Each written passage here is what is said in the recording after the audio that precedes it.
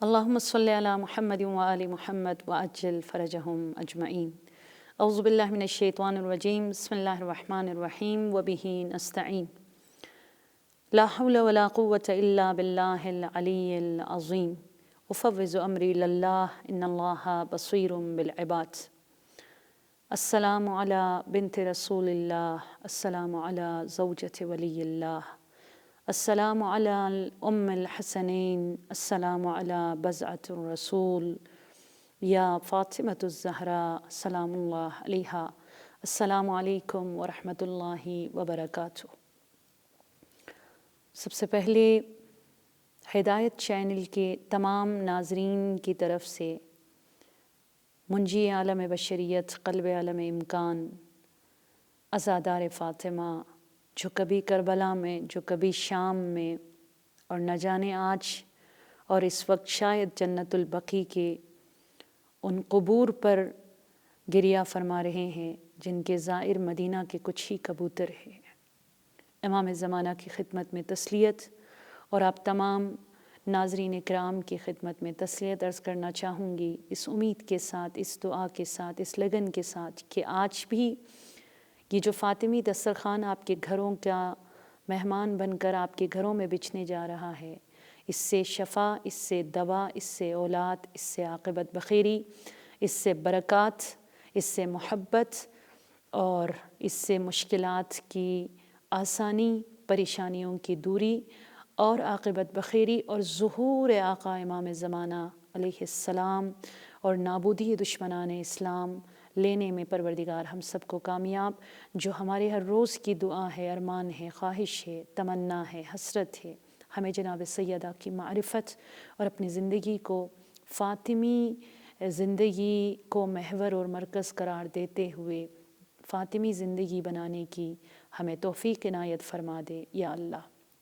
ہم نے گزشتہ 3 پروگرامز میں آپ کو بتایا کہ زندگی میں انسان دائماً 24 آورس ہم انتخاب کے جنگ لڑ رہے ہوتے ہیں، کسی بھی حوالے سے، سونے کے لیے، بیٹھنے کے لیے، الیکشن کے حوالے سے، رشتہ داری کے حوالے سے، ایون ابھی بھی آپ اس پروگرام کو دیکھتے ہوئے بھی آپ نے انتخاب کیا ہوگا، یہ دیکھوں، وہ دیکھوں، یہاں بیٹھوں یا فلاں کام کروں۔ کوئی پل نہیں ہے جس میں ہم انتخاب سے دور ہو، ہم ہر پل میں انتخاب کر رہے ہوتے ہیں۔ تو کیا میرا انتخاب، آپ کا انتخاب فاطمی انتخاب ہے؟ ہم اسی کے حوالے سے بات کر رہے تھے۔ قرآن اور احادیث کی روشنی میں انتخاب کا ایک ٹرینگل میں نے آپ سب کے سامنے رکھا کہ دنیا میں انتخابات کو اگر دیکھا جائے، چوائس کو اگر دیکھا جائے، یہ ٹرینگل آپ کے سامنے اس پروگرام کے توسط سے میں نے بیان کر دیا کہ یا تو انتخاب مفاد کی بنیاد پر ہوتا ہے، جسے مولائے کائنات نے، جسے امام جعفر صادق علیہ السلام نے، اور جسے جناب سیدہ کی سیرت انکار کرتی ہے کہ آپ کے لیے لائف ٹائم انتخاب کا میرٹ اور معیار صرف فائدہ، مفاد، پروفٹ نہیں ہونے چاہیے۔ سیکنڈ، اس ٹرائنگل کا جو دوسرا حصہ ہے اور ضلع ہے وہ کیا ہے؟ وہ یہ کہ انتخاب انسان اپنے لائف میں خوف کی بنیاد پر کرتے ہیں۔ یہ بھی خدا پسندانہ انتخاب نہیں ہے کہ آپ کا انتخاب، آپ کا پسند، آپ کی چوائس خوف اور ڈر کی بنیاد پر آپ کرتے ہو، اور جب بھی وہ ڈر ختم ہو، جب بھی وہ خوف ختم ہو، آپ کا انتخاب، آپ کی چوائس بھی ختم ہو جاتی ہے۔ اور تیسری چیز، انتخاب بصیرت اور علم کی بنیاد پر، جو بہترین انتخاب ہے، جو ایک پرفیکٹ انتخاب ہے، جسے فاطمی انتخاب کہا جاتا ہے۔ اور ایک پرفیکٹ فاطمی انتخاب کے لیے ہمیں آپ کو، جناب سیدہ کی ذات کو، جناب سیدہ کے نورانی شخصیت کے وہ پہلو جس پہ عام طور پر بات نہیں ہوتی، اس پہ بات کرنا ضروری ہے۔ آپ ہی کے فرزند امام جعفر صادق علیہ السلام سے ہم نے آپ کو یہ روایت بتایا کہ آپ نے فرمایا کہ 4 چیزوں کو یاد رکھو کچھ بھی انتخاب کرتے ہوئے۔ نمبر 1 یہ کہ تم نے خدا کو پہچانا ہے یا نہیں پہچانا، خدا تمہاری لائف میں کہاں پر ہے۔ اور سیکنڈ یہ کہ خدا نے تمہیں کیوں خلق کیا ہے۔ تھرڈ یہ کہ خدا نے کون کون سی ذمہ داریاں تمہارے اوپر عائد کر دی ہیں۔ اور فورتھ یہ کہ کون سی ایسی چیزیں ہیں، کون سے ایسے راستے ہیں، کون سے ایسے رشتے ہیں کون سے ایسے انتخابات ہیں جو تمہیں دین سے دور کر لیتا ہے؟ اس کے بعد ہم جناب سیدہ کی زندگی پر آئے اور مولا نے بھی فرمایا، امیر بیان مولا الموحدین امام المتقین نے، کہ جس کے اندر 4 کوالٹی ہو وہ فاطمی لائف تک پہنچنے میں، اب فاطمی انداز کو اپنانے میں کامیاب، اسے اہل بیت کی شفاعت اور ضمانت دونوں حاصل ہے۔ 4 چیزیں جن کے اندر ہو: عقل، دین، عمل صالح اور حیا۔ یہ 4 چیزیں ایک ساتھ جس کے اندر ہو تو وہ عاقبت بخیر بھی ہوگا، ضمانت ائمہ طاہرین بھی انہیں حاصل ہے، شفاعت ائمہ طاہرین بھی انہیں حاصل ہے۔ تو جناب سیدہ سلام اللہ علیہا فاطمہ بنی، زہرا بنی، سیدۃ النساء العالمین بنی، لولاک لما خلقت الافلاک ولولا علی لما خلقتک ولولا فاطمۃ۔ ہاں کتنی خوبصورت ہے، دیکھیے لما خلقتکما، کہ کائنات کی خلقت کا باعث، کائنات کی خلقت کی وجہ جناب سیدہ بنی، وہ کس وجہ سے؟ آپ کے انتخاب کی وجہ سے۔ جس چیز کو آپ نے اپنے چوائس کا میرٹ اور معیار بنا دیا، جس کی وجہ سے پروردگار عالم نے جناب سیدہ کو وہ مقام عطا فرما دیا۔ اور پہلی چیز جو جناب سیدہ کی زندگی میں ہمیں نظر آتا ہے، بہت زیادہ نظر آتا ہے، وہ یہ کہ جناب سیدہ خدا شناس تھی۔ زندگی میں جناب زہرا کے چاہے بیٹی ہوتے ہوئے، چاہے ماں ہوتے ہوئے، چاہے بیوی کے روپ میں اگر آپ دیکھ لیں، مطلب آپ دیکھ لیجئے گا 18 ایئرس، بچپن سے لے کر شادی اور شہادت تلک اگر دیکھ لیا جائے، خدا خدا خدا محور فاطمہ ہے۔ جو اٹھتی ہے خدا، جو سوتی ہے خدا، جو بیٹھتی ہے خدا، جو روتی ہے خدا، جس کے غربت پہ سلمان نے گریہ کیا اور رسول سے شکایت کی، تو جس بی بی نے یہی کہا کہ یا رسول اللہ لا حاجت لی غیر النظر الی وجہ الکریم، مجھے کوئی حاجت نہیں ہے، میری کوئی تمنا نہیں ہے، میری کوئی خواہش نہیں ہے، بس ہے خواہش تو ایک ہی ہے، ارمان میرا ایک ہی ہے کہ ایک پل کے لیے میرا خدا مجھ سے دور نہ ہو، میں خدا سے دور نہ ہو جاؤں۔ وجہ الکریم، وہ ذات میرے ساتھ ساتھ ہو۔ یہ ہے جناب سیدہ سلام اللہ علیہا کی نورانی زندگی کے حوالے سے۔ اور جو دوسری چیز جناب سیدہ سلام اللہ علیہا کی زندگی میں ہمیں بہت زیادہ ایک محوریت کا رول ادا کرتے ہوئے ہمیں نظر آتا ہے، وہ یہ ہے وظیفہ شناس تھی جناب سیدہ۔ وظیفہ شناس یعنی بہت زیادہ رسپانسبل تھی جناب سیدہ۔ مجھے نہیں پتا کہ میں کس قدر رسپانسبل ہوں، ایک مسلمان ہونے کے ناطے، ایک شیعہ ہونے کے ناطے، ایک حسینی ہونے کے ناطے، ایک فاطمی ہونے کے ناطے، ایک ٹیچر ہونے کے ناطے، ایک ماں ہونے کے ناطے، ایک بیوی ہونے کے ناطے، ایک معلمہ ہونے کے ناطے، جو رسپانسبلٹیز ہمارے اوپر ہیں۔ لیکن جناب سیدہ کو اگر آپ دیکھ لیجئے گا، وہ بیٹی کے روپ میں بھی بہت زیادہ رسپانسبل ہے، وہ بیوی کے روپ میں بھی، وہ ماں کے روپ میں بھی، اور سب سے بڑھ کر فاطمہ کی وظیفہ شناسی کھل کر جیسے دنیا کے سامنے آتی ہے نا، اور جسے سب کو ایک خاص پاور ملتا ہے کہ جہاں آپ کی رسپانسبلٹی ہو نا، وہاں آپ کو جان کی بازی بھی ہو، کھیلنی پڑے آپ کو کھیلنا پڑے گا، ورنہ آپ خدا کے سامنے جواب دہ ہے۔ وہ کہاں پر ہے؟ جہاں جناب سیدہ نے دیکھا کہ آپ کے سامنے ولایت پر، امامت پر آنچ اٹھ رہی ہے۔ جناب سیدہ گھر پہ بیٹھ سکتی تھی، ایک خاتون پریگننسی میں اسے ریسٹ کی ضرورت ہے، کتنے لوگ اس کا خیال رکھتے ہیں، تو خدا بھی شکایت نہ کرتا، علی بھی شکایت نہ کرتے، بٹ جناب زہرا سلام اللہ علیہا کی لائف کا یہ حصہ تھا کہ آپ ہمیشہ وظیفہ شناس تھی۔ آپ شیب ابی طالب میں 3 ایئرز اپنے بابا کے ساتھ بچپن میں، وہاں آپ مادر سے محروم ہوئی، تب بھی آپ نے باپ کے ساتھ اس طریقے سے آپ کھڑی رہی کہ باپ نے علناً سب کے سامنے کھلے عام اناؤنسمنٹ کر دی، اعلان کر دی کہ یہ میری بچی نہیں ہے، یہ ام ابیہا ہے، یہ اپنے باپ کے لیے ماں کا درجہ رکھتی ہے۔ اتنی وظیفہ شناس، اور آج وہیں بچی جو باپ کے لیے ماں بن کے سہارا بنی اور جسے ام ابیہا کا لقب ملا، آج زوج پر، اپنے ہمسر پر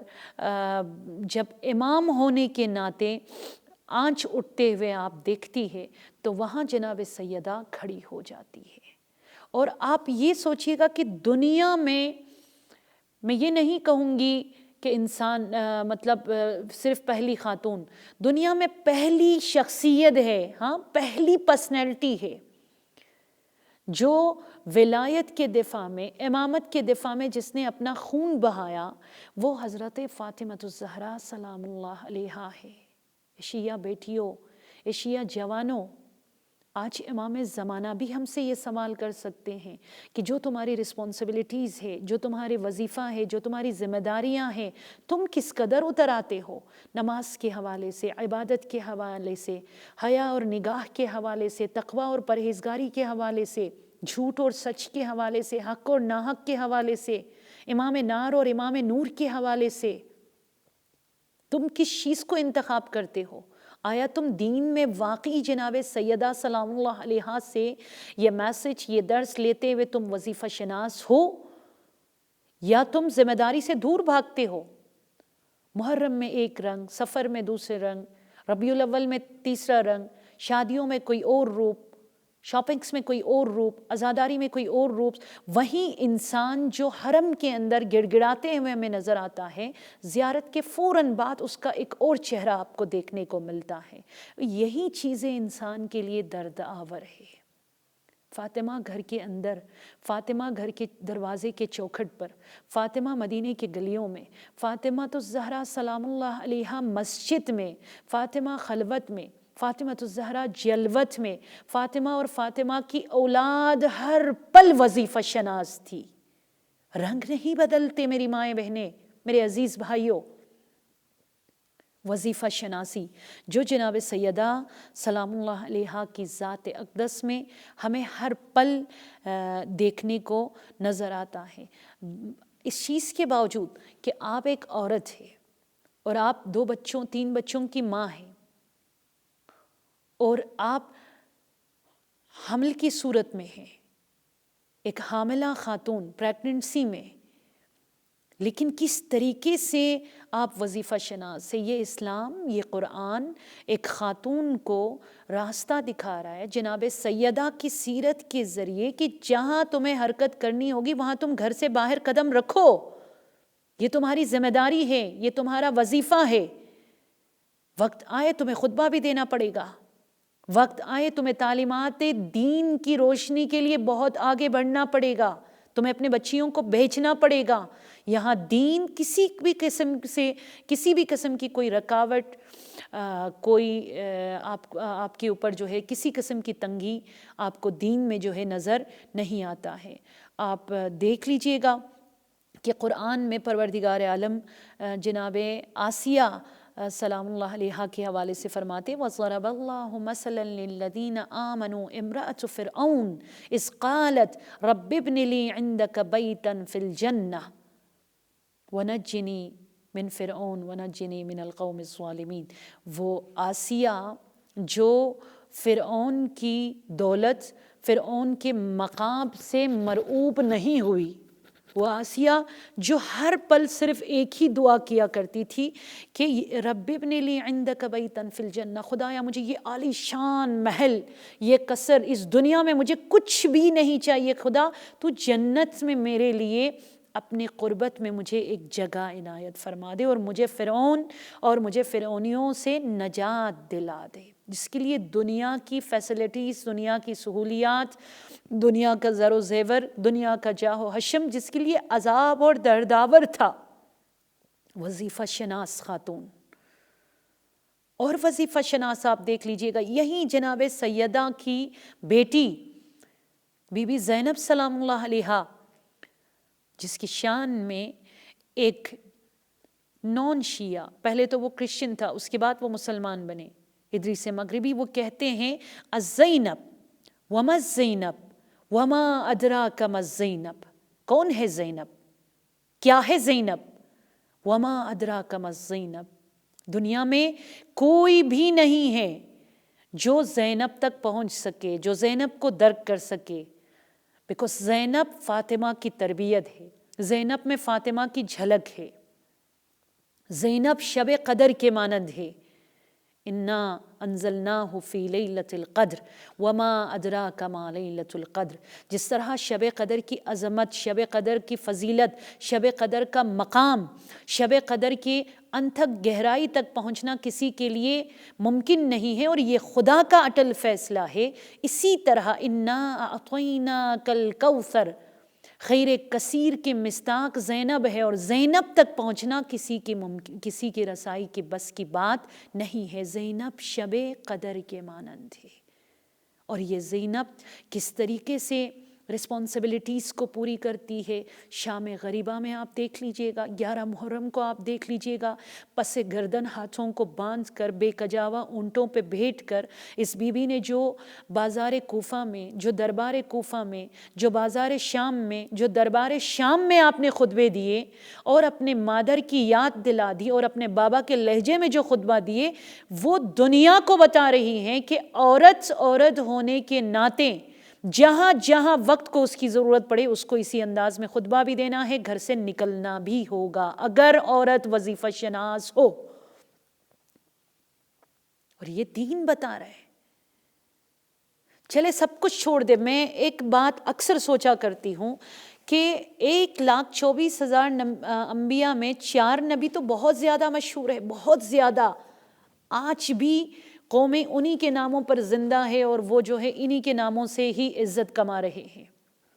رسول اکرم صلی اللہ علیہ وآلہ وسلم باپ کی شفقت سے محروم، باپ کے سائے سے محروم، ایک ماں تھی جس نے رسول خدا محمد مصطفیٰ صلی اللہ علیہ وآلہ وسلم کی تربیت کی۔ ایک بہت ہی انوکھی بات کرنے جا رہی ہوں، ہاں، رسول خدا رحمت للعالمین ختم المرسلین ہے، باپ جب آپ پیدا ہوئے تبھی نہیں تھے، تو ماں نے محمد کی تربیت کی ذمہ داری اٹھا لی۔ ابو طالب تھے، وہ سب الگ بات، لیکن بچے کو بچپن میں ماں کی کوکھ، ماں کا آغوش اس کے لیے پہلے درس گاہ ہے، اول دبستان اس کے لیے ماں کی گود ہے، مادر نے تربیت کی۔ اس کے بعد آپ چلیے گا عیسیٰ کی پہچان، عیسیٰ کی عزت، عیسیٰ کی تربیت، عیسیٰ کی زندگی میں باپ تو تھا ہی نہیں، فادر کی تو گنجائش ہی نہیں ہے۔ عیسیٰ اپنے مریم، جو مریم کے بیٹے کے نام سے معروف اور مشہور ہے، عیسیٰ بنے مریم کی تربیت سے،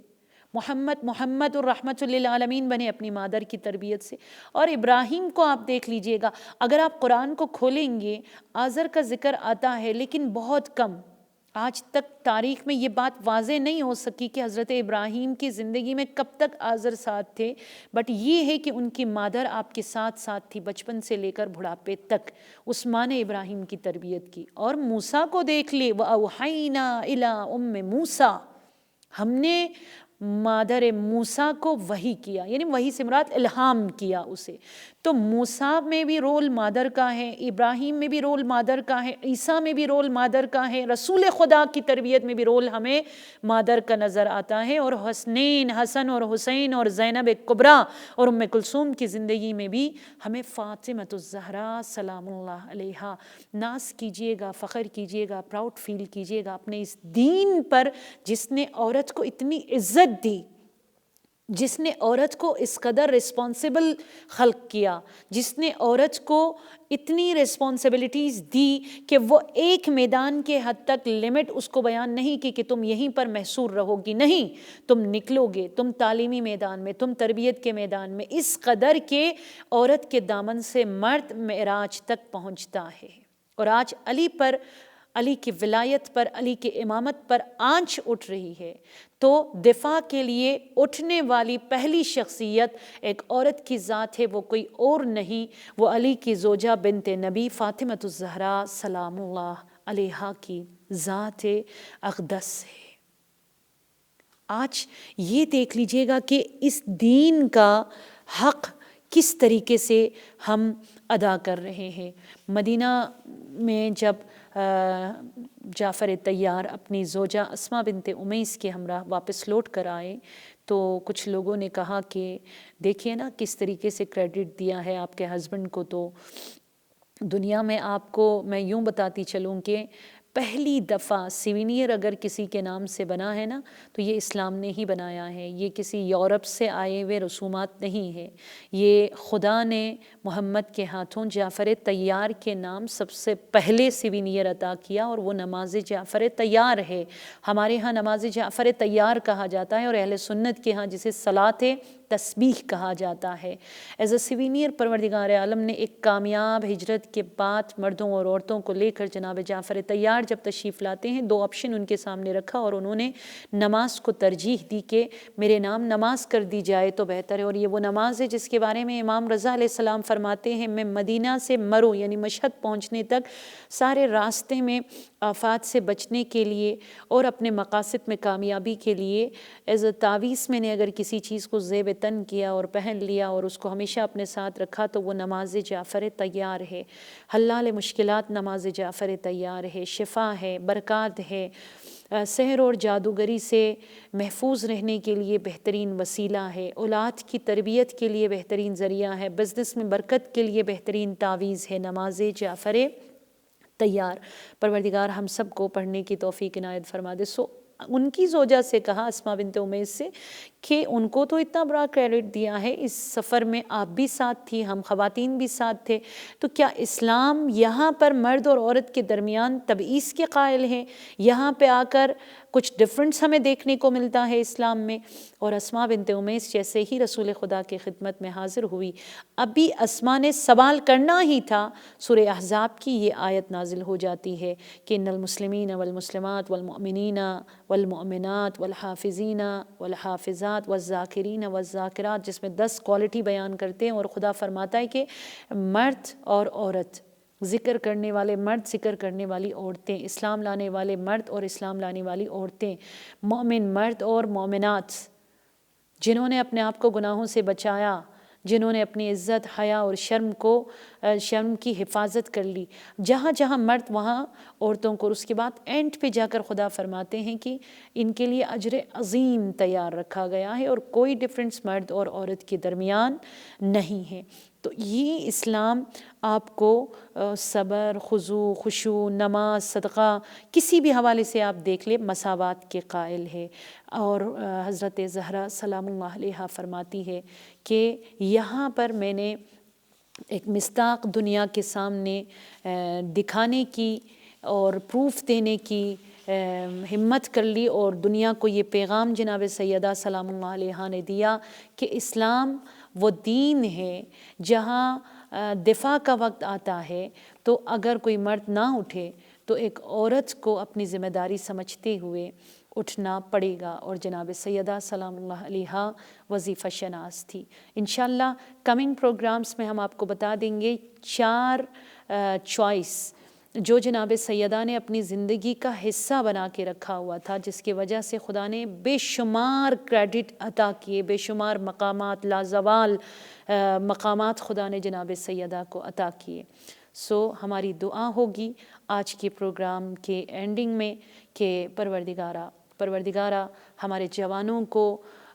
سیرت فاطمہ سلام اللہ علیہا پر چلنے کی اور عاقبت ہم سب کی بخیر فرما دے۔ خدایا جو بیمار ہے جناب سیدہ کی ٹوٹی ہوئی پسلی کا واسطہ ہے، انہیں شفائے کامل و عاجل عنایت فرما دے۔ خدایا جو بے اولاد ہے، تجھے محسن شہید کا واسطہ، تجھے در سیدہ کا واسطہ، اس در کا واسطہ جس پہ جبرائیل آ کر سلام دیا کرتے تھے، جس در پہ رسول خدا دن میں نہ جانے کتنے مقام پر کتنے مرتبہ آ کر جس در کے اوپر، جس در کے فضائل کو بیان کرتے رہے، حدیث قصہ میں ہے وسد الابواب، تمام دروازوں کو بند کر دیا